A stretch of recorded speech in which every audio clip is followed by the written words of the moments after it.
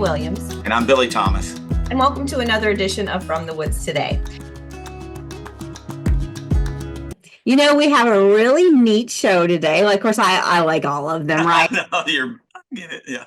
Partial, yeah. But, you know, when it comes to birds, we have an expert on, and we also have an expert in forest health. I'm so delighted to be with you today, Renee, on this nice day here in Lexington. You know, we could use the moisture right now. So Yeah, it's a little soggy, but we need it. yeah, we'll certainly take it. No, really excited to have you all with us. As Renee said, we got some really good guests on today. We got Dr. DJ McNeil. That we're really excited. He's going to be talking about fall migration for birds, another edition of Wings of Kentucky that he puts together for us periodically. Appreciate Dr. McNeil.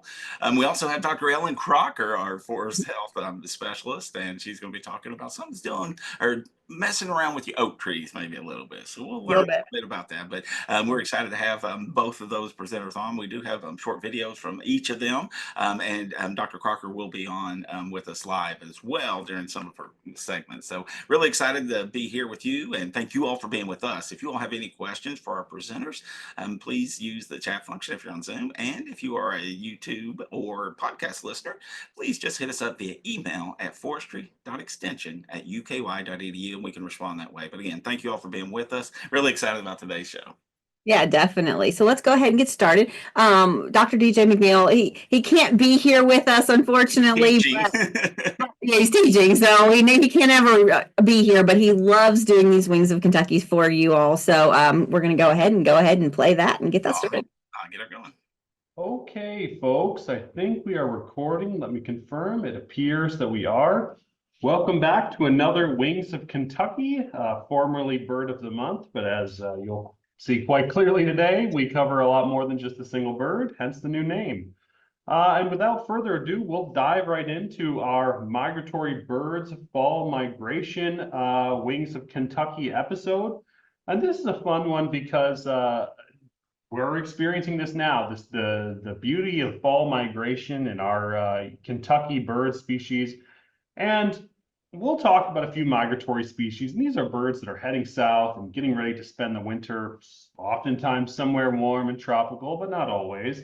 And during this period of non-breeding that many birds are preparing to go into, a lot of birds are in their drabbest, most boring plumage. So species that are really colorful in the spring are very drab this time of year. And in my experience, this can kind of make birders feel reluctant to be excited about fall migration, or just generally it's difficult because a lot of birds look kind of similar to each other, and that can sort of take a little bit of the fun out of it for some birders.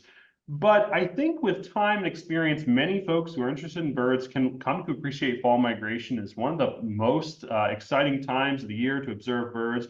And one of the things that's most exciting about fall migration is basically in early fall, which is where we are now. This is essentially the peak abundance of birds that you get in the annual cycle, right? Across the annual cycle, you're going to get a pulse, a reproductive pulse, when lots of birds are producing babies. And then over the next year, birds are dying through the various ecological pressures they face. And then that pulse pops up again in the summertime. So right now we have more birds than we'll ever have basically at any time of year. So that's one of the fun things about fall migration. You may not get really colorful birds, although you certainly will get some, but you're going to get a lot of birds. So without further ado, let's jump into this thing. Here we go. So let's talk a little bit about migration routes. So I've got a figure here, and I'm using Zoom, so I can't remember if you can see my cursor or not. Let's just use this little laser thing. This is the wood thrush, which we're going to talk about more in a little bit. And this is the eBird.com breeding distribution of the wood thrush. So all these kind of reddish orangey areas are where the species is found during the breeding season, which includes most of Kentucky as well. Now take a look here. We've got where it winters. So these are Central America. And these yellow areas, these are areas where the bird is only found during migration. So you can often think that is kind of the in-between areas between the breeding grounds and the wintering grounds. Now, I'm not sure why it's never seen like in this northwest portion of the Yucatan, and like in parts of, parts of Texas, you might imagine that the birds mostly fly straight across the Gulf of Mexico. I think that's probably a reasonable assumption here. But we've got these migration routes for many species. In the case of the wood thrush, there's only a small portion of its range where it only occurs during migration on that kind of in-between breeding and wintering grounds thing. So again, wood thrush would be an example of one mostly found in the Gulf or only found in the Gulf Coast during its migratory period. Well, let's look at the chestnut-sided warbler, this lovely little bird. We do have populations of them breeding in eastern Kentucky, but it's mostly kind of like a northern hardwoods bird, high elevation warbler, really beautiful little bird. And there are some populations that winter in Florida, but it's mostly a Central American bird that winters throughout that area. Notice that there's a huge swath of the United States where that species can be found during migration. So it's quite a large area. Now, thinking about migration and how birds conduct this migration, one important thing to think about is the fact that these birds are not just basically carpeting that whole area and flying through and just getting out of there as quick as they can. These birds are often migrating in little jumps. And these little jumps are often called stopover locations, where the bird migrates some number of miles in a given evening, and we're going to look at that nocturnal migration in a little bit. They're going to migrate a few hundred miles maybe over the course of a night, and then they're going to stop somewhere for the next day, maybe just stop over for one day, or maybe you're going to stop over for a week or two. And we'll have Wings of Kentucky in the spring, where we talk about spring migration. We've had Wings of Kentucky in the spring before.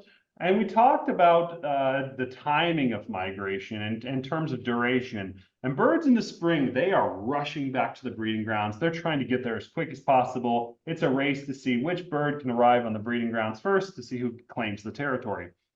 In the fall, these birds are actually going pretty slow. In varies by species, but anywhere between 50% and two times as long in fall migration. So they may take a couple of weeks at a stopover if need be, giving the birds a place to rest and refuel and prepare for the next leg of their migration. So here's a figure from DeLuca et al. 2019, where they studied this boreal breeding wood warbler. So we've got this boreal breeding wood warbler, the black-polled warbler, and don't get too hung up on this. I'm going to explain to you what this shows. So we've got birds, for instance, these yellow ones that were tagged with these little light level geolocators in Nome, Alaska, and you can see that these birds traveled east and south, and the birds from Nome, Alaska stopped here along the East Coast, looks like New England, New York, somewhere in there, and Massachusetts, not totally sure. And those birds spent some number of days relaxing here on the coast before they finished the final leg of the journey, which of course in this case was various parts of South America. And you can actually see these little these yellow polygons where they eventually settled. But notice that they're doing a stop over here. They're saying, hey, I'm about to fly across a big chunk of the Atlantic Ocean. And then afterwards, they're like, man, that was tough. I need to relax for a little while. So that's the essence of stopover habitat. And this is when we're viewing these birds in fall migration, many of them are undergoing stopover. So these are birds that are stopping over and again, refueling, resting before the next leg of their migration. Now, it's also important to note that some species have either a facultative migration or a partial migration. So what does that mean? Well, maybe the species migrate in parts of their range, but not others. So a good example of this would be like a blue jay, where they are technically migratory. This actually is the distribution of the blue jay, but most of them are either non-migratory or the populations that are migratory, it's hard to tell because some of the birds move south and they're replaced by other birds that come from north. So this is the distribution of the blue jay in this particular map. The green area is year-round, whereas this little sliver of blue down in Texas, this is winter only. So basically, Some birds, maybe these birds or maybe these birds, it's hard to say, or maybe some other birds, they move into this area of central Texas that they're not normally found in, and they're only there in the winter. But in Kentucky, for example, we have blue jays all year round, right? They're here in the winter, they're here in the summer, they breed here. The question is, do our birds winter somewhere else? And we have birds from like Ohio, or are our birds resident? These are some of the major and interesting questions left in ornithology. But what causes these birds to migrate to begin with? I mean, that's kind of been one of the other sort of ornithological mysteries that have plagued us for a long time. And Stephen Emlin did this really cool series of studies with Indigo Buntings, which we've talked about on Wings of Kentucky before, to show that birds use the stars to orient during migration. Remember, these birds are migrating at nighttime. Now, there are times when you probably see big flocks of birds during fall that are migrating, or at least engaging in flocking behavior, which is sort of a migratory behavior. Those would be like grackles and red-winged blackbirds, things like that, which we'll talk about in a few minutes. But like most of these other birds, they're migrating at nighttime, which is why you don't just see indigo buntings flying south, right? Because it's happening under the cover of darkness. So they're using the stars to migrate, and that's always been, or at least for a long time, it's been suspected. I shouldn't say always, but for a long time it was suspected. Well, what Emlin did is he took an indigo bunting and he put it in a contraption that looks like this. Here it is viewed from above. There's our indigo bunting at the bottom. Here it is again. And what this contraption is this is a little ink pad, and this is a funnel with white paper all around it. So here's the top view, there's white paper all over, and the bird is standing on an ink pad. Well, there's also this screen that covers the enclosure. So the bird can see out and can try and get out, but what it's going to do is its feet are covered with ink. It's going to fly up toward to escape out of the cage, but it's stopped and it scrambles up the side of this, can't get out, and it slides back down. Well, what happens is we get these patterns like this, where you can tell where the bird is trying to go. In this case, the bird wants to go in a northeasterly direction.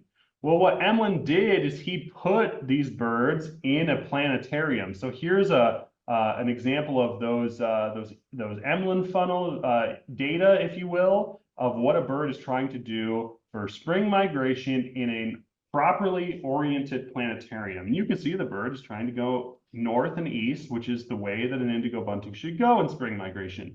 Well, because it's a planetarium, what they were able to do is shift the stars around so that they face the wrong direction. And when they trick the bird to thinking south is north, it totally reverses, demonstrating, hey, these birds are in fact using the stars to orient. So that's pretty cool. But they do other things too. It's not just the stars. Some species use landmarks. For instance, these are Canada geese, of course. Many of us are familiar with those. They're long-lived species. They're social. Males and females stay together for their entire lives, by and large, and they'll have their young with them for a year or more. So these are long-lived species. They're very intelligent birds. So they learn landmarks. And a lot of these species, these are usually birds that move in flocks, birds that basically have what we call vertical transmission, where they're teaching their young. This is typically where you see this cranes, geese, things like that. Now, migration can also be taught by sort of horizontally, as it's often taught with corvids. So those would be like crows, ravens, jays, the species that migrate. They may not learn how to migrate from their parents. They may just migrate with others of their same species and follow the route that they're learning with their fellow corvids. Now, there's also genetics. And I'm sorry, this little black box keeps popping up. I hate Zoom sometimes. Songbirds, like this Swainsons thrush here, they don't migrate with their parents, right? In fact, a lot of young songbirds actually migrate weeks or even a month later than the older birds do. The older birds get out of there and the young ones stay behind and prospect for their first breeding territory. So they're migrating later anyway. And usually it's a solo affair for many species. So they're just migrating all by themselves in the dark, or maybe they'll be in like a loose aggregation. We'll actually talk about the Swainsons thrush in a little bit, and they make little contact calls in the dark that sort of keep a loose flock, but they're pretty much solo. So again, there's a lot of what I've just been saying. Well, a recent study by Delmore et al., they found that migration appears to be genetic in the Swainson's thrush and probably many other species. And what that study did is they looked at Swainson's thrushes that bred up here and then Swainson's thrushes that bred over here. And what they found is, genetically speaking, the birds from this area migrate along the Pacific route south. And these birds up here kind of go through the continental US and fly across the Gulf of Mexico. That's all well and good. Well, what they found that was incredibly interesting is when you find birds that breed here, they do the predictable thing. But if you find birds that are hybrid, such as these orange ones, they actually take a route right up the middle, basically a perfect hybrid approach between either of the parental types, demonstrating that even migration can be genetically ingrained in some species. There are also many eruptive species in Kentucky. These are birds where their ranges vary from year to year. So this is the distribution of the common redpoll. In this case, this pink area is where they spend the summer and they're only there in the summer. This purple area is all year round, so they're always here. This blue area is every winter. So this species is found in like northern Minnesota and North Dakota in every single winter. However, many winters, they're found down throughout Michigan and New York and Wisconsin. So their range in many years, but not every year, dips down into here. And then further yet, they get down into Ohio and Pennsylvania every once in a while. Those are species that have this eruptive nature. Red-breasted nuthatch is another one, common redpoll. A lot of these kind of northerly boreal species do this, and it's usually driven by the availability of seed crop in the boreal forest. If there's really poor seed availability, those birds are going to erupt south and have that eruptive behavior. Okay, some species to be watching out for on fall migration and how to identify them. This is nowhere near comprehensive. There's hundreds of birds that you could find on fall migration. We're gonna just talk about a few of my favorite. And to start off that list, we're gonna talk about the brown forest thrushes. The Swainson's thrush is one that I talk a lot about, and we're gonna talk more about it even after this because they're just a neat little bird. They're one of those classic brown thrushes that spends time on the ground, a lot of time on the ground, much like a robin. And the way you're going to identify this brown thrush is, again, brown drab bird overall. It's kind of this cool brown on the back, really light spotting on the breast that kind of fades into nothingness in the flanks and belly. And then a couple key things on the face, buffy, oftentimes buffy breast. This one doesn't have much of it. Buffy into the throat. And then here's the key distinguishing characteristic that helps you every time. There's no questions asked. Buff spectacles. So it looks like it's wearing a pair of glasses that are buff. Another very common brown forest thrush that you're going to see this time of year is the hermit thrush. So the hermit thrush has a similar pattern of spotting on the breast and throat as the Swainson's thrush, but notice it does not have the buffy spectacles. It has like a very vague whitish spectacle, if anything at all. Here's the key though. It has a rusty red tail. Notice the Swainson's thrush does not have a rusty red tail. The hermit thrush does.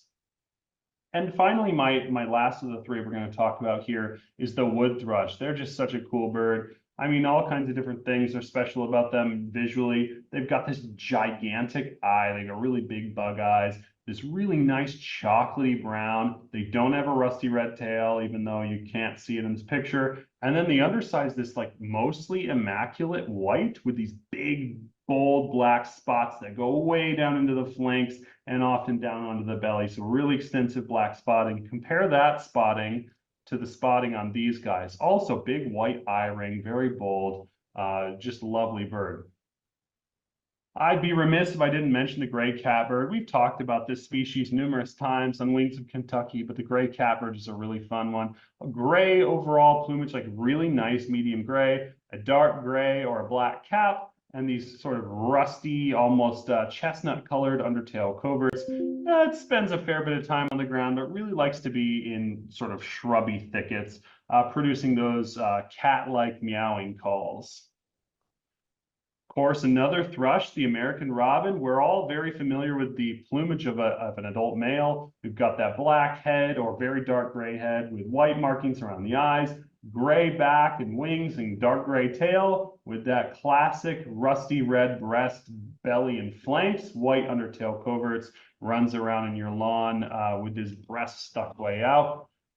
Young females can be much more drab, like this one. This is a sort of a exceptionally drab individual, but we've got the same kind of color scheme, white markings around the eyes, gray head, gray back, rusty red breast. In this case, it's almost more of a buffy, rufusy color, but you kind of still get the general gist of it. Most males have streaking on the throat. The young females are going to have even more pronounced streaking on the throat. The other thing to watch for is there are juveniles around. So this is actually a really nice example. They can be confusing looking and they're spotted just like the other thrushes that we saw earlier. But again, look at these distinctive face markings and look at this bird's already starting to get those reddish brown breast feathers in there. So American robin, bird we talk about all the time on here, but keep an eye out for those in both the juvenile plumage, very drab female plumage, and sort of male type plumage. And I mentioned blackbirds earlier, and that's another fun one that we see pretty extensively in the fall time. Common grackle might be the most common blackbird that I see here in Lexington in fall time. Huge groups of these birds.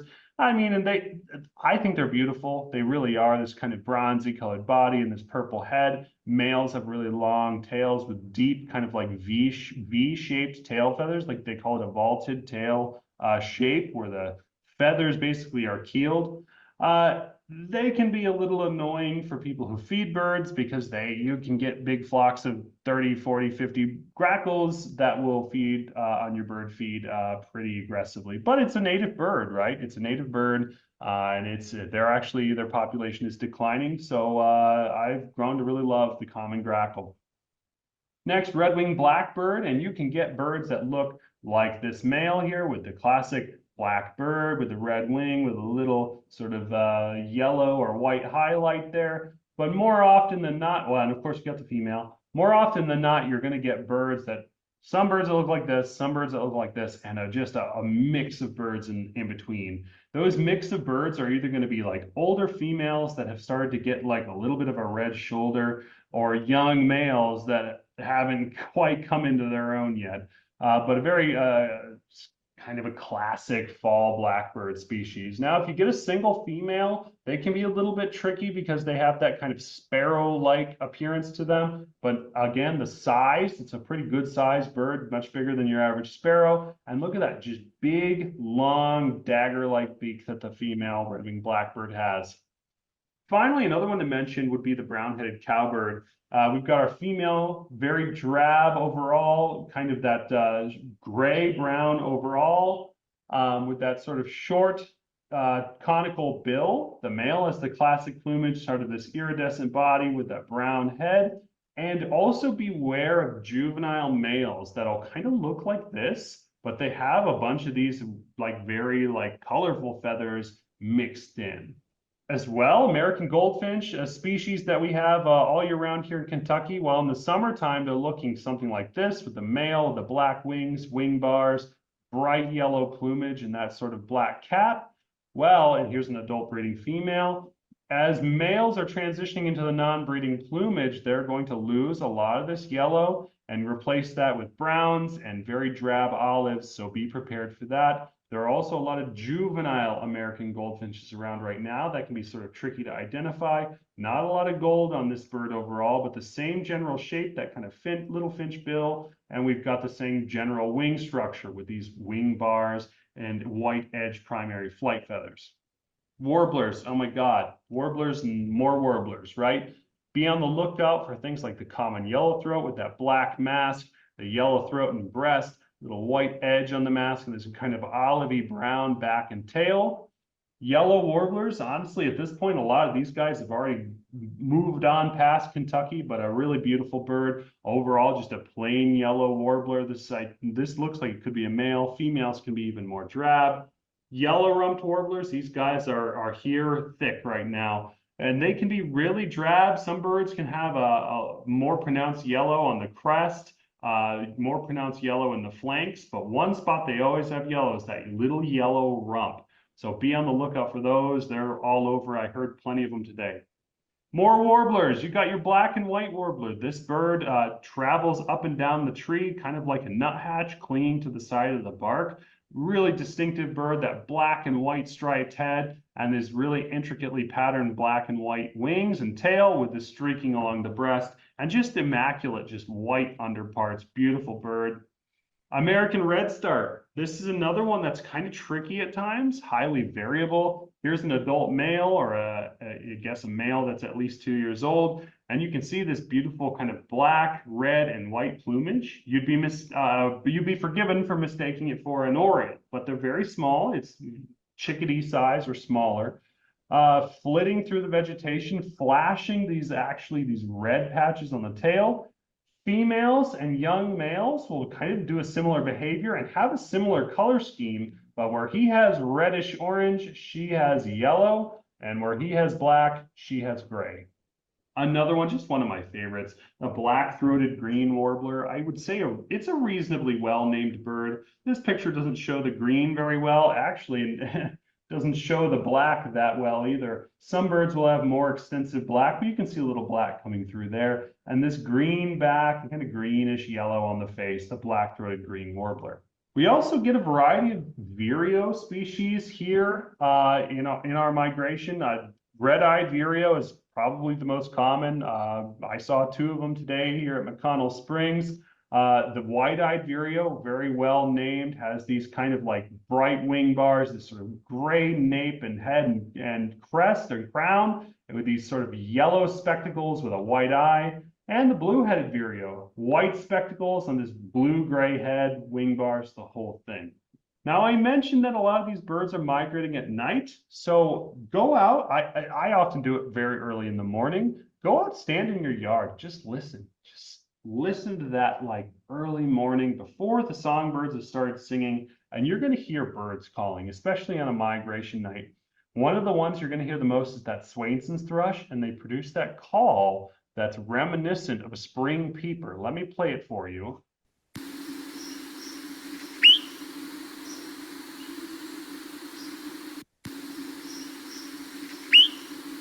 That little peep is the flight call of the Swainsons thrush, so be listening for that. And of course, watch for these new winter arrivals, right? We're starting to get some of our winter birds here. Things like the golden crowned kinglet, I heard several of those out today. Dark-eyed juncos, I haven't seen any, but I'm sure they're here. And white-throated sparrows, so be on the lookout. And with that, I will leave you until next month's Wings of Kentucky. Thank you so much, and see you then.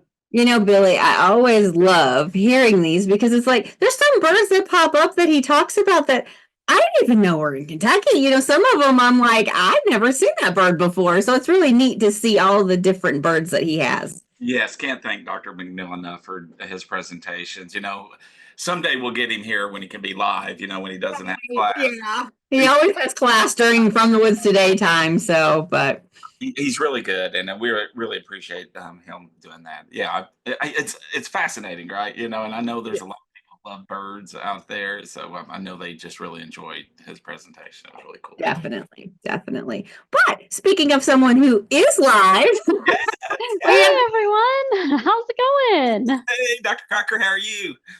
Doing great. Here today. Nice to see both of you and learn something new about some birds from Dr. McNeil. Always, you know, just an interesting presentation from him. Mm-hmm. Definitely. So I know we've got a video from you, but then you're going to be coming on a little after that to talk about it a little bit more if anybody has any questions. But kind of just explain a little bit about what your video is going to touch upon.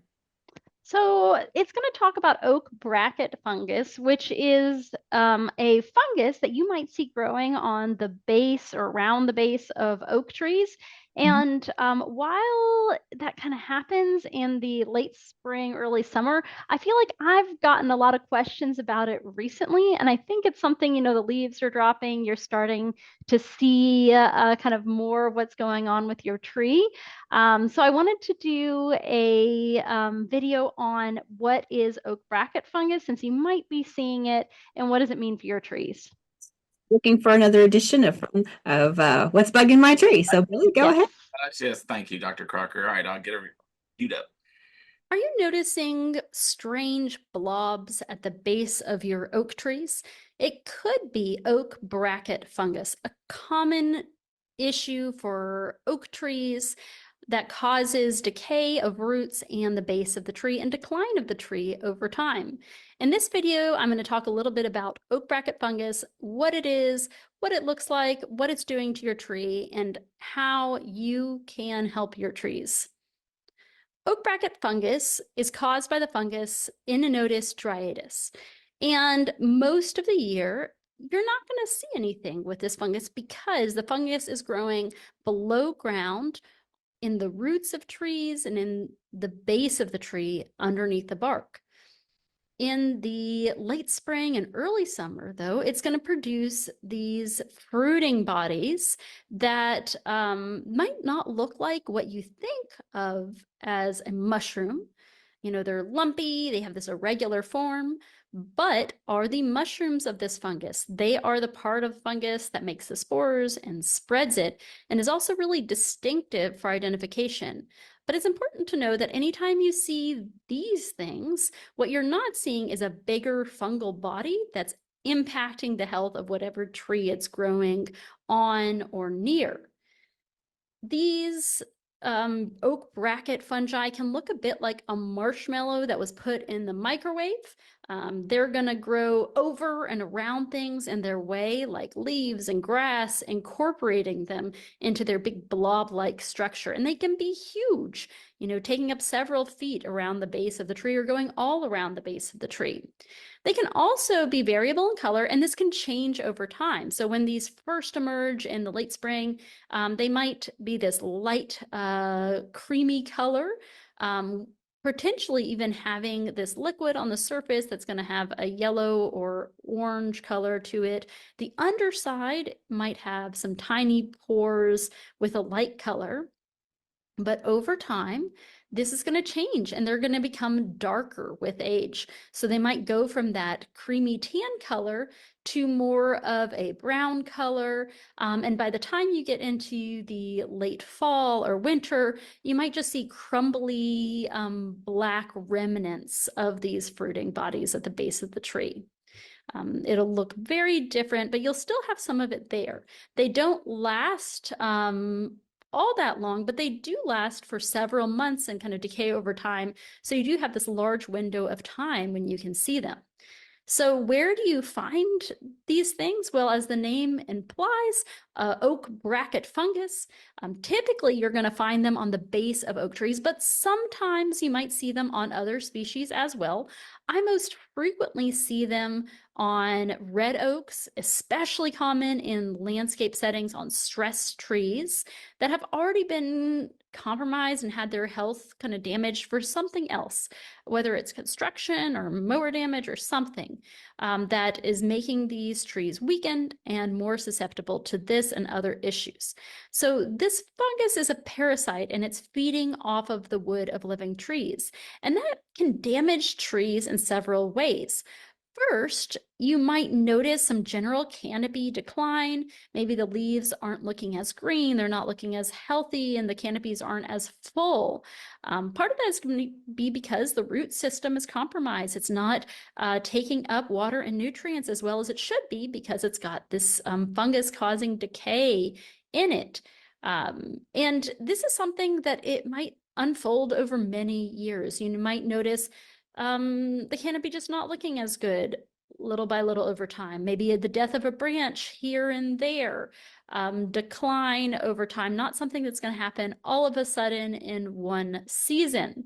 But another thing that this fungus is doing is it's causing decay. It's decaying the wood at the base of the tree. So oak bracket fungus is a white rot fungus that breaks down the lignin in wood, and it leaves behind this kind of lighter colored wood that's going to be crumbly and not as structurally sound.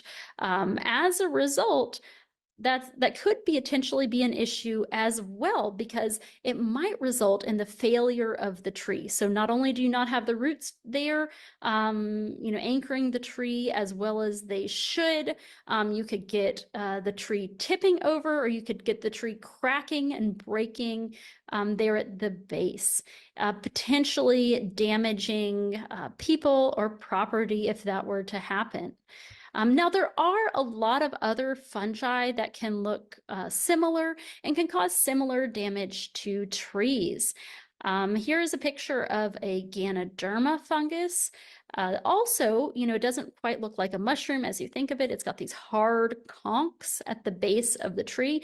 And you can see in this picture how much decay is present there. Certainly that tree is being negatively impacted. Not only is its probably struggling because it doesn't have access to all the roots that it should have, but structurally a failure risk potentially there as well.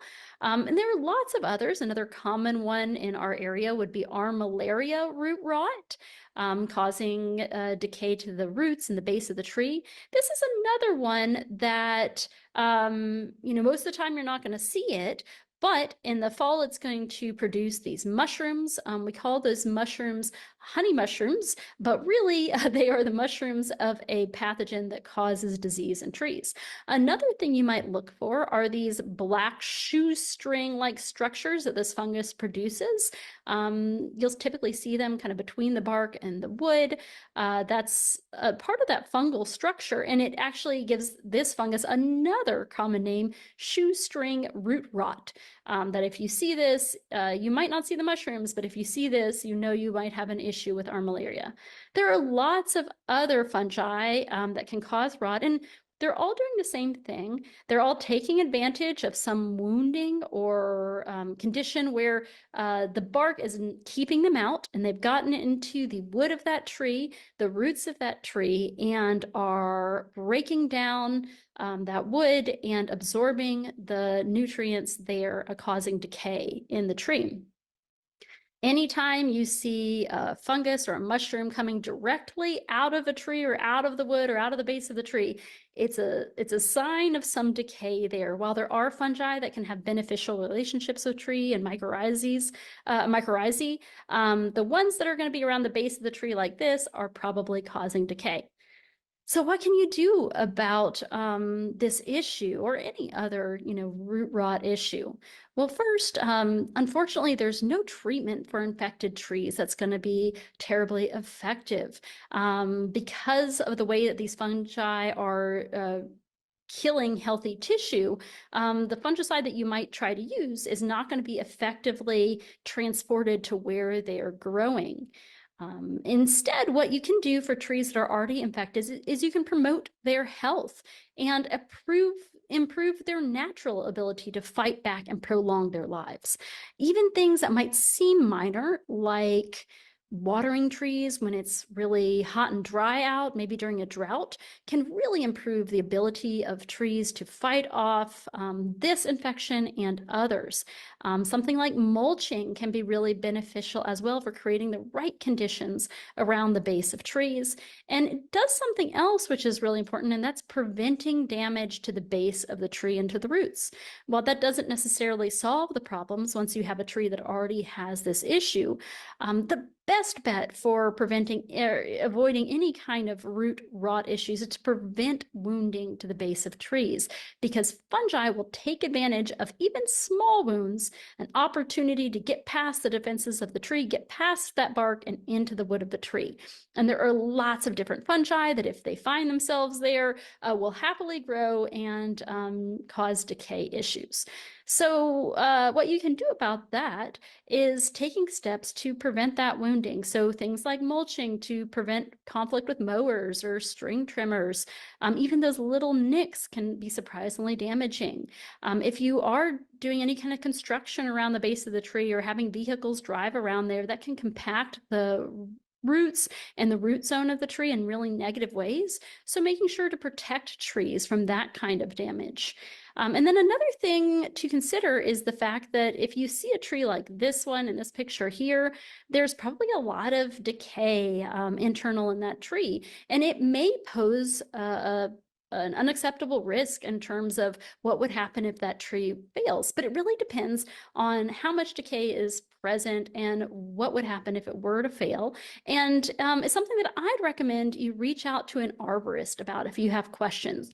There are trained professionals who have experience dealing with tree risk assessment, as well as people who are certified by the professional body for arborists, the International Society of Arboriculture, that you can contact, who can not only come and look at your tree, see what's happening with it, but also perhaps take some steps to improve the health of that tree or deal with potentially risky issues. In this tree, you can see an arborist who is using a device to assess how much sound wood is in that tree to better determine how big of a risk it poses. So thanks for joining me today and learning a little bit more about oak bracket fungus. If you have more questions, please reach out to your county extension office or a knowledgeable arborist, and be on the lookout for this and other issues that are impacting the health of your trees. Dr. Carter, I'll be honest with you. If I would have saw that at the bottom of an oak tree, I would wonder what that was. I mean, it just looks like something is just like foaming out of it. I mean, that was crazy. It looks like insulation foam, like someone has sprayed some like insulation foam at the base of a tree. So it looks really like, what is that? What is going on? And I'm not saying that couldn't have also happened, but we do have this common fungus. Yeah. A very cool segment. Thank you, Ellen. I mean, yeah, it's kind of, yeah, I agree that insulation foam. Well, look for it now. Now that you've seen it, check things out, especially on your yard trees, your street trees. I think you're going to see it really commonly. One thing I would say about it is that a lot of trees have it. So, you know, here, if I'm walking around my neighborhood or a park, I guarantee I'm going to see some. But it doesn't necessarily mean that tree is going to die tomorrow. You know, it's going to be a factor that's going to slowly cause some decline. So thinking about what can you be doing to promote the health of that tree. If this fungus is causing some decay and causing some issues, can you be doing things that help it defend itself, watering, mulching, other things, as well as knowing when to call it quits. Some of our landscape trees, especially, you know, if a tree falls in the woods and no one's there, then that's one thing, and you might have some lost timber value. But if it's next to your house or a place where people are, you really want to be cautious about that and work with an arborist. So we've had a couple questions come in. One was, can nothing be done, like cutting away the fungal growth, etc.? Does that not help? I think if anything that might hurt, I don't think it's going to help. In part because all that fungus that you're seeing is doing is it's producing spores, and for the most part, it only produces spores like when it's first coming out, and the rest of the time it's just hanging out and it's done. So it's kind of this hard material that's really not doing anything. So you might see it this time of year in the fall or the late summer or the winter and think, oh, I need to take this away. If you did that, it wouldn't really impact anything. And you could inadvertently like damage the wood as you're doing that, damage the base of the tree more. And for that individual tree, the part of the fungus that's damaging the tree is the part that's living inside the wood, living under the bark and in the roots of the tree. And, you know, you definitely won't be able to get to that. So I'd say the best things that you can do for this is first, prevent any damage you can to trees so that this doesn't become a problem. Now, that doesn't help you if it's already on your trees. If it is on your trees, doing whatever you can to promote their health overall. And Mhm. then if you're not already working with a knowledgeable arborist, if you're concerned about, branches dying, the tree's integrity and security, not only best case scenario, they tell you your tree's really doing great and it's very sound, and then you can sleep better at night. But if that's not the case, you don't want to risk it. I showed that picture of that tree that had crushed the front of that house. Yeah, we've had a lot of major wind events lately, and definitely not something we want to see. So this is just not totally oak related, though. You said other tree, it can be on other trees as well, but is it more on oak than anything? I've only seen it on oak, but I have heard reports that it can be on some other species as well. So I don't want to say it's not possible, but I mostly see it on oaks and mostly see it on red oaks. Gotcha. Okay. Which we have a lot of those, yes, here in the state, yes. Good stuff. Right. So take care of your trees, right? It's a good lesson there for us. Appreciate that. Definitely. Well, Right. thanks for having me on. Thank you. Appreciate you being here. Yes, always. Yeah, she's so Yeah. good. She is. I know. So, I say that every week, but I love every one of them. I really do. I know. We are so blessed. We have such a great team and a lot We of do. good folks on the team for sure. We do. Yeah. So we great. And the thing about it is, you're part of that team. That's what I was going to say. We're getting such good feedback and dynamics with the audience. It's awesome. Yes, it really is, and so like we've had a couple of show topics done in the chat pod, and I love that. Please keep doing that. I'm already planning shows, some of them in June of 2025 at this point, so you just keep giving us what you want to hear, because that's what this show is for. This show is for you all, for you to tell us, I've got something in my woods. I need to know what this is about. Can you help us with that? And, more likely than not, there's somebody that we can find who can talk about that.